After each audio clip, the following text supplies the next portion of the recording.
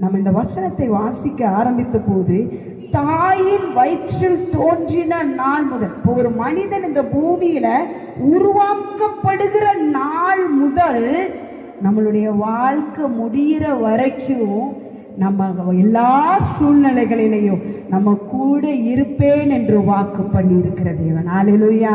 ஒரு தாய் தன்னுடைய சிசுவை தன்னுடைய கருவறையில சுமக்கிறான்னா சுமந்துட்டே இருக்க முடியுமா? சும்மாதான் சுமந்து பார்க்கட்டுமே. ஒரு டைம் வரும்போது சுமையை இறக்கி வச்சுதான் ஆகணும். இல்லைன்னா அது என்ன செஞ்சிடும்? நம்மளை இறக்கி வச்சிரும்.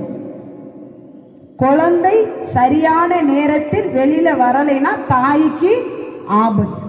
அப்ப ஒரு தாயா இருந்தாலும் அதற்கு ஒரு எல்கை உண்டு சுமப்பதற்கு. ஒரு தகப்பனா இருந்தாலும் சுமப்பதற்கு ஒரு எல்கை உண்டு. நண்பர்களா இருந்தாலும் நம்மளுடைய வாழ்க்கையின் சூழ்நிலைகளில் வருவதற்கு ஒரு எல்கை உண்டு. பிள்ளைகளா இருந்தாலும் அவர்கள் நம்ம வாழ்க்கையில் ஆறுதலாக, நமக்கு துணையாக, உதவியாக இருப்பதற்கு ஒரு எல்கை உண்டு.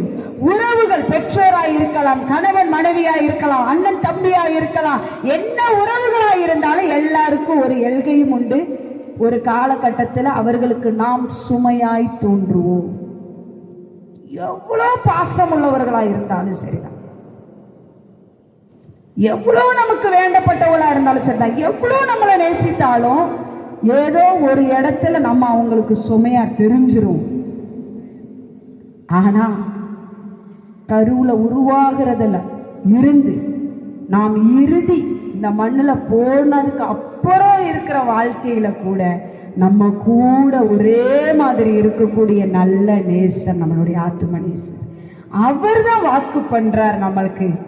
எப்பேற்பட்ட சூழ்நிலைகள் நம்மளை சுற்றி வந்தாலும் சரி, எப்பேற்பட்ட வேதனைகள் இந்த மாசத்துல நாம் கடந்து செல்ல வேண்டிய இக்கட்டான பகுதிகள் நமக்கு முன்பதாக இருந்தாலும் சரி, நீ தனியா இல்லை, நான் தனியா இல்லை.